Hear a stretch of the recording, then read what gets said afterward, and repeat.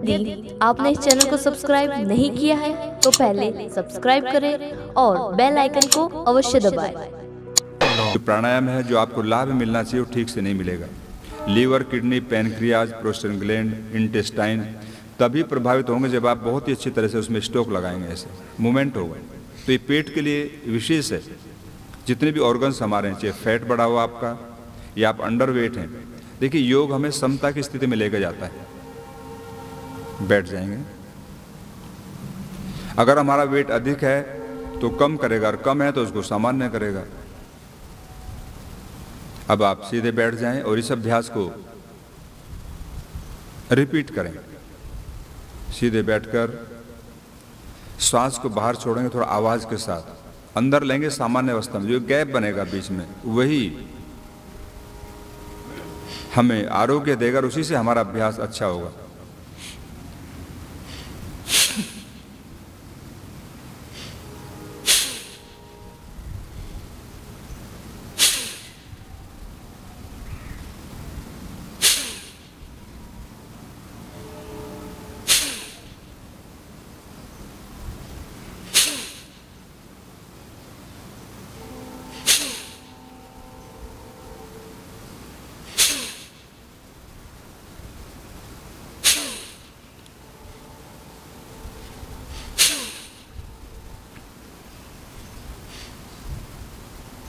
श्वास को अंदर लेंगे सामान्य अवस्था में और बाहर छोड़ेंगे थोड़ा आवाज के साथ। तो इससे बार बार हमारे पेट भाग पर एक हलचल होगी, एक मूवमेंट्स होगा। तो 1 मिनट में 20 से 25 का एवरेज करें।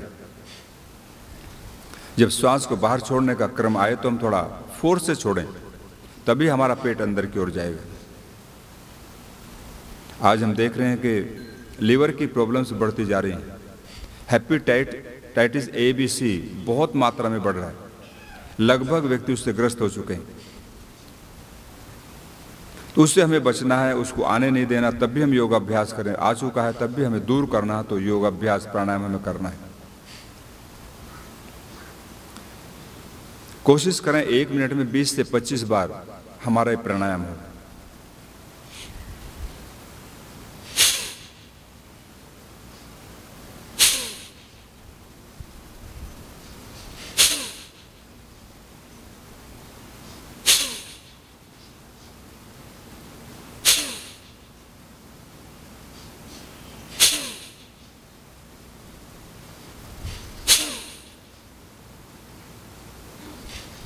हमें केवल श्वास अंदर लेना है, उसको फोर्स से छोड़ना है।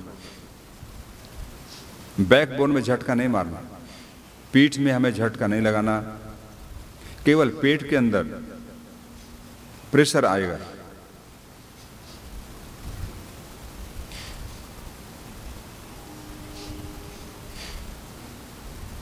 विश्राम। कुछ भाई तो ठीक लय में आ गए और कुछ अभी थोड़ा गलती कर रहे हैं। देखिए हमें कैसे करना है। श्वास को सामान्य अवस्था में लेंगे, एक गैप बनाएंगे बीच में।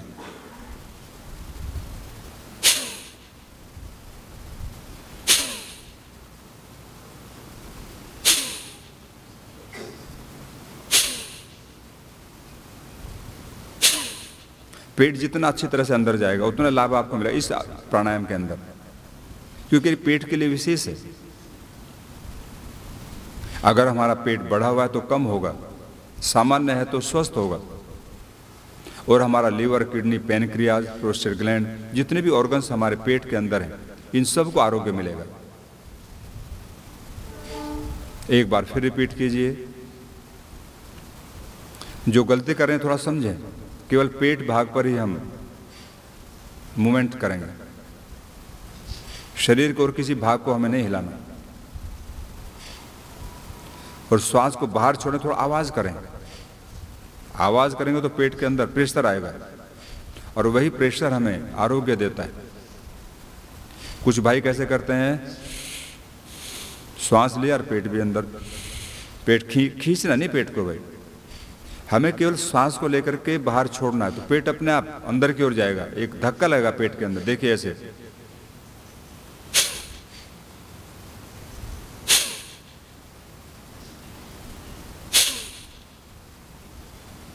इसको हमें 200, 250, 300 बार भी आप करेंगे तो बहुत अधिक है, सही पद्धति से। और गलत तरीके से आप 1000 बार भी करेंगे तो उसका पूरा लाभ आपको नहीं मिलेगा।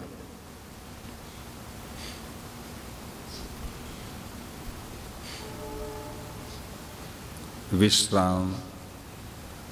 तो ये हमने अभी अभ्यास किया मृदु कपालभाति। और एक अभ्यास बहुत मुख्य है, बाह्य प्राणायाम, लेकिन महर्षि पतंजलि का प्राणायाम है भाई, लोग सिखाते हैं वो नहीं। ऋषि ध्यान जी ने भी लिखा है और महर्षि पतंजलि ने भी लिखा है योग सूत्र के अंदर कि इस अभ्यास को सबसे पहले करना चाहिए, बाह्य प्राणायाम, जिसको बाह्य कुंभक भी कह सकते हैं आप। श्वास को बाहर छोड़ के बाहर ही रोकना और बैठ जाना, कोई बंद नहीं लगाना। जो बंद है ये हठ योगियों के हैं, महर्षि पतंजलि का कोई भी बंधों का प्रयोग नहीं है। बंद अपने आप लग जाते हैं।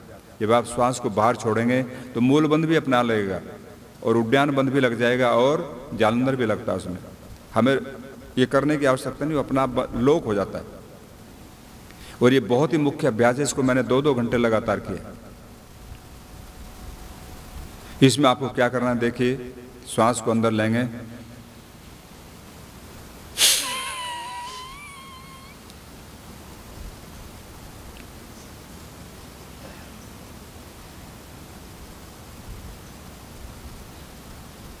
शांति से बैठ जाएंगे। जितने समय रोक सकते हैं रोकने की कोशिश करना। जब श्वास नहीं रुक रहा हो तो गहरा श्वास अंदर लेंगे और फिर श्वास को बाहर छोड़ेंगे, वही पद्धति।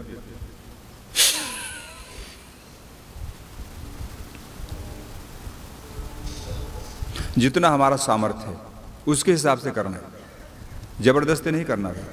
हम धीरे धीरे अभ्यास को बढ़ाएंगे तो एक लंबे समय तक हम श्वास को बाहर छोड़ सकते हैं।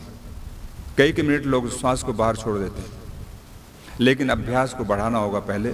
तो हम सभी तैयार हो जाएं। अब गहरा श्वास अंदर भरेंगे, फोर्स से बाहर छोड़ करके, और बाहर ही रोक देंगे जितना समय रोक सकते हैं।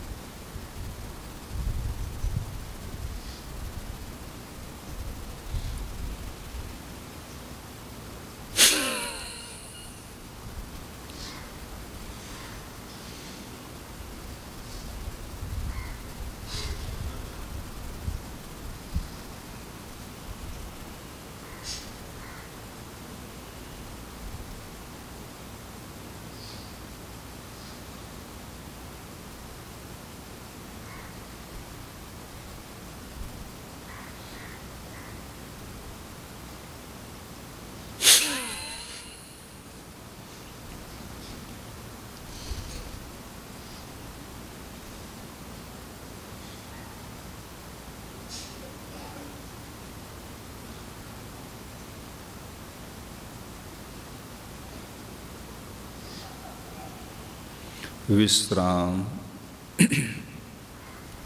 तो ये एक अभ्यास हमने किया, बाह्य प्राणायाम। इसको अपने सामर्थ्य से करना है, जितना आपका स्टेमिना है उसके हिसाब से। लेकिन जैसे जैसे आप आगे बढ़ेंगे आपका श्वास बाहर अधिक समय तक रुकना प्रारंभ हो जाएगा। मैंने एक बार एक साधक को देखा, ये 1975 की बात है, तो उसने 10 मिनट श्वास को रोका बाहर। तो जबकि मेडिकल साइंस इसको स्वीकार नहीं करते, वो कहते हैं अगर 1 मिनट भी हमारे मस्तिष्क को ऑक्सीजन नहीं मिलेगी तो कोशिकाएं डेड हो जाएंगी। लेकिन वो रोग की अवस्था की बात है, ये एक साधना की बात है। साधना और रोग में अंतर है। वहाँ जरूर 1 मिनट में कोशिकाएं डेड हो जाएंगे हमारे मस्तिष्क की, लेकिन साधना में नहीं ऐसा होगा, क्योंकि हम साधना कर रहे हैं, उससे हमारी बॉडी पॉजिटिव है, सात्विक है। वहाँ पर बहुत सी चीज़ें हमको मिलती हैं। तो ये साधना के साथ साथ हमारा जो क्रम चलेगा, इससे फिर कोई हमें श्वास को बाहर रोकने से हानि नहीं होती। तो ये एक अभ्यास आपने किया, और एक अभ्यास हम और करेंगे भी यहाँ पर, कपोत उज्जाई। देखिए आज गले की बीमारियां सर्वाधिक हैं, क्योंकि हमारा खाने पीने का तरीका अच्छा नहीं है। अभी हम गर्म ले रहे हैं तो उसके बाद में ठंडा भी ले रहे हैं, कभी ठंडा लिया तो उसके बाद में गर्म भी ले लिया। तो ये जो गर्म और ठंडा है, इससे हमारा गला भी खराब होता है और स्वास्थ्य भी खराब होता है। तो इसलिए गले के लिए हम क्या करें, कपोत उज्जाई प्राणायाम। मैंने आपको बताया था, इसको मैंने सीखा कबूतर से। जो कबूतर घुटरू करता है, गले को फुलाता है और फिर आकुंचन करता है, उसी से मैंने सीखा। तो इससे गले में बहुत लाभ मिलता है। जिनको खर्राटे आते हैं, जिन भाई बहनों को, तो खर्राटे नहीं आएंगे आपको। बच्चों की हाइट बढ़ेगी, क्योंकि थायराइड ग्लैंड इससे हमारा प्रभावित होता है। टॉन्सिल कभी नहीं होंगे। और जो गायन का कार्य करते हैं, तो गायन कला में उनका गला एकदम माधुर्य से भर जाता है। उसे कैसे करना देखिए।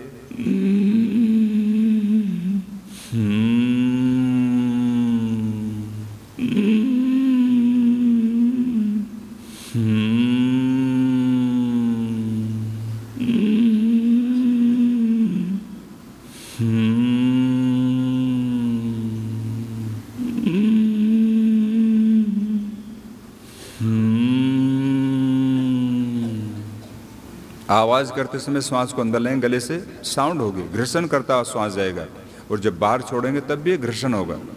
तो इससे हमारा थायराइड एकदम हेल्दी रहेगा। उसके अंदर कोई विकार आ गया तो उसको भी हम ठीक कर सकते हैं।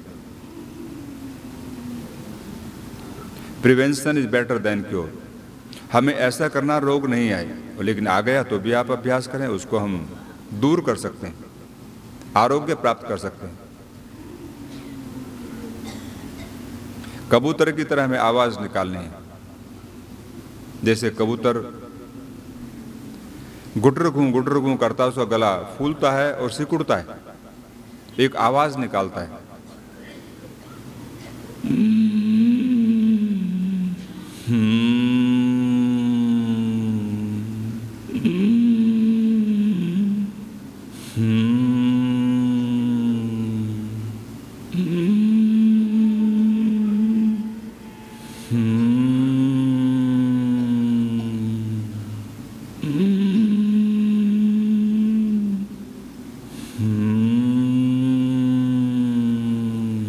एक माधुर्य के साथ करना।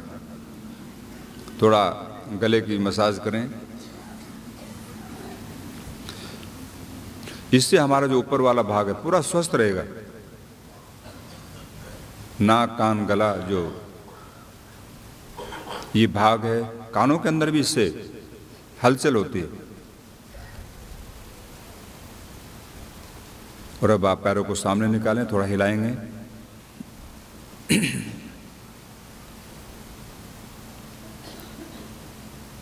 धीरे धीरे अभ्यास को बढ़ाओ। जो मैंने कहा कि एक साधना प्रारंभ करेंगे, एक हमारा आसन हो, एक जगह हो, और एक समय निश्चित करो। जैसे बच्चे स्कूल जाते हैं, 7 बजे का टाइम है, तो वो अपना आप अलर्ट हो जाते हैं। क्यों? उन्हें स्कूल जाना, उन्हें पता है कि घड़ी 7 बजाने की तरफ जा रही है। तो ऐसे ही जब हम साधना के लिए बैठेंगे, हमारे एक समय होगा तो हम भी अलर्ट हो जाएंगे। कहीं भी होंगे, किसी भी कार्य में, नहीं बस चलना है। अंदर से आत्मा आपको प्रेरित करेगा। तो वो समय हमारा निश्चित हो। संसार के सारे काम छोड़ करके हमें उसमें समय देना है, वो हमारे लिए मुख्य है। सारे कार्य गौण है। तो इसलिए साधना, भजन, उपासना ये बहुत जरूरी है, और इससे ही हमारे जीवन का कल्याण होगा। एक बार बटरफ्लाई कीजिए। इसको मध्य मध्य में करते रहेंगे तो थोड़ा बॉडी के अंदर मूवमेंट्स बढ़ेगा। और हमारे घुटने, टखने, ये सब जो एकदम हेल्दी होते हैं।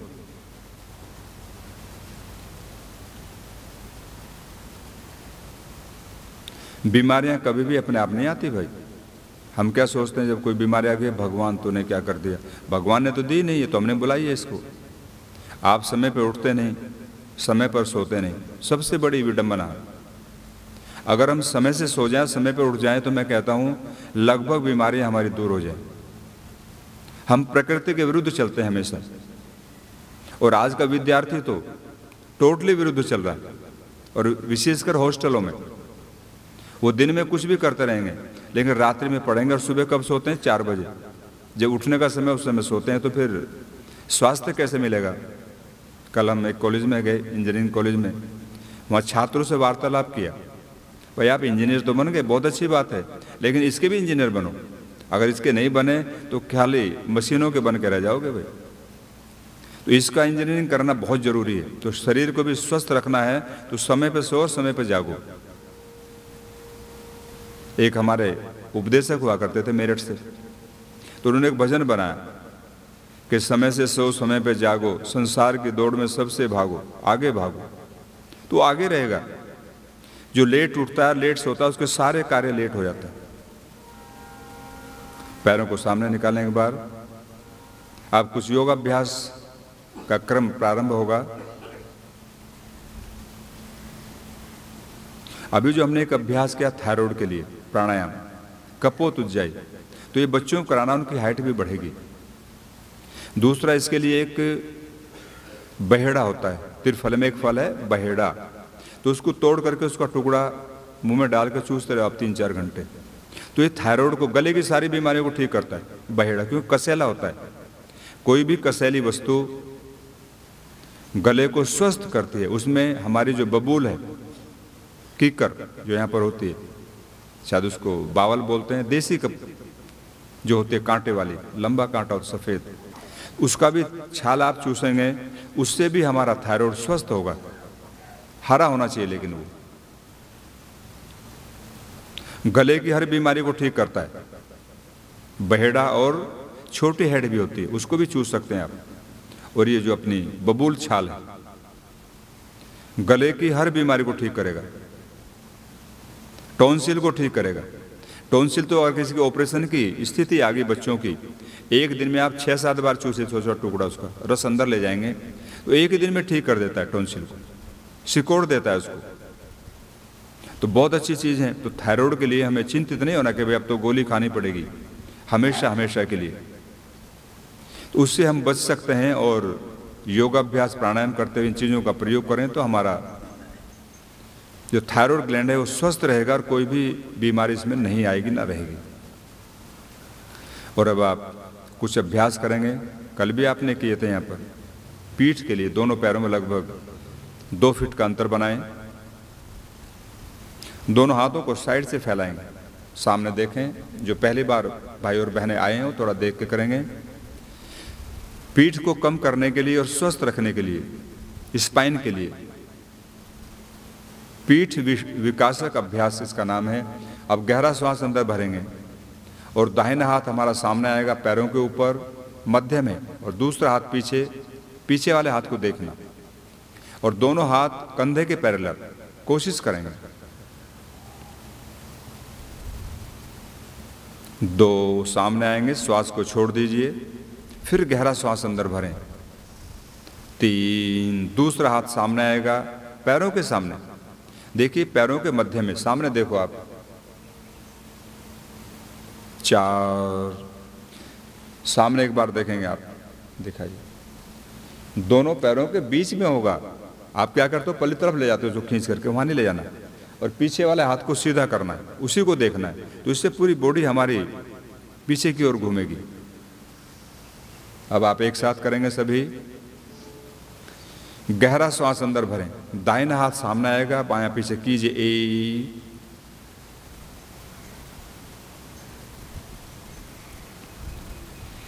2 फिर गहरा श्वास अंदर लीजिए।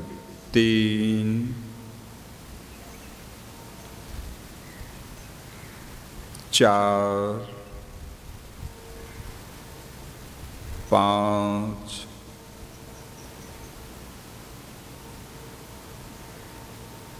6 7 पीछे वाला हाथ को देखना है 8